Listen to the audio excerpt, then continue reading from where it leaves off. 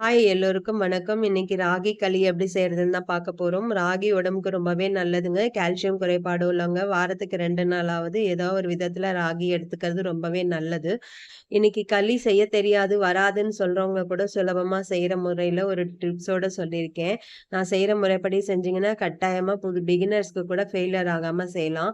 இது செய்யறதுக்கு 1 கப் அளவுக்கு ராகி மாவு எடுத்துக்கோங்க. நான் வீட்ல அரைச்ச மாவு தான் எடுத்திருக்கேன். நீங்க கடை மாவு கூட யூஸ் பண்ணிக்கலாம். எந்த கப்ல ராகி அளக்குறோமோ, அதே கப்ல 2 1/2 கப் அளவுக்கு தண்ணி எடுத்துக்கோங்க. நான் 1 கப் எடுத்ததால 2 1/2 கப் தண்ணி சேர்த்திருக்கேன். நீங்க கூடுதலா எடுக்கும்போது அளவ மல்டிபிள் பண்ணிக்கோங்க. இந்த மாவுக்கு தேவையான அளவு உப்பு சேர்த்துட்டு ஒரு விஸ்க் வச்சு நல்லா கலந்து குடுத்துக்கோங்க. கட்டிகள் இல்லாம கலந்து குடுத்துட்டு, இப்ப அடுப்ப மீடியம் ஃப்ளேம்லயே வச்சு நல்லா கலரிக்கிட்டே இருங்க. நல்லா கெட்டியா வரணும். அதுவரைக்கும் நல்லா கலரிக்கிட்டே இருங்க. கைவிடாம கலரிக்கிட்டே இருங்க.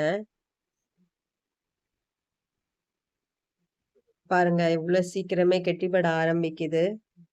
இந்த அளவுக்கு கெட்டியானதும் இத இறக்கி வச்சுருங்க.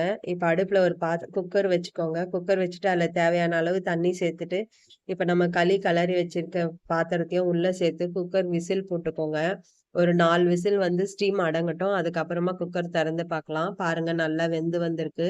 இப்ப இறக்கி கீழ வச்சுருங்க. வச்சுட்டுங்க இத நல்லா ஆற விடுங்க. நல்லா ஆறுனதும் உருண்டை பிடிக்கலாம்.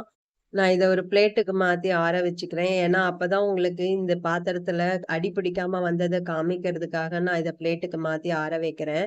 பாருங்க எவ்ளோ சூப்பரா அடி பிடிக்காம நல்ல சுலபமான முறையில செஞ்சுட்டோம். ரொம்ப சிம்பிள் தாங்க. உடம்புக்கு அவ்ளோ நல்லதுங்க. இப்ப இது ஓரளவுக்கு ஆறுனதும் கைகள ஈரம் படுத்திக்கோங்க. 2 கைகளையும் தண்ணி தொட்டு ஈரம் படுத்திட்டு, இதுல இருந்து ஒரு உருண்டை மாதிரி எடுத்து கைகளையே நல்லா உருண்டை பிடிச்சுக்கலாம். இது மாதிரி உருண்டை பிடிச்சும் செய்யலாம். இது செய்ய வராதவங்க, ஒரு கிண்ணத்த ஈரம் பண்ணிட்டு, அதுக்குள்ள வச்சுட்டு, மாவு அப்படி உருட்டுனீங்கன்னா, அப்படியும் உருண்ட மாதிரி கிடைச்சிரும். அவ்வளோதாங்க சுலபமா ரெடி பண்ணிட்டோம் ராகி களி. இதுக்கு கீரை பருப்போட சாப்பிடலாம். மட்டன் தொக்கு, சிக்கன் தொக்கு, இல்ல கருவாட்டு குழம்பு கூட கூட சாப்பிடலாம். நான் இன்னைக்கு மட்டன் தொக்கும், கருவாட்டு குழம்பும் தான் ரெடி பண்ணியிருக்கேன்.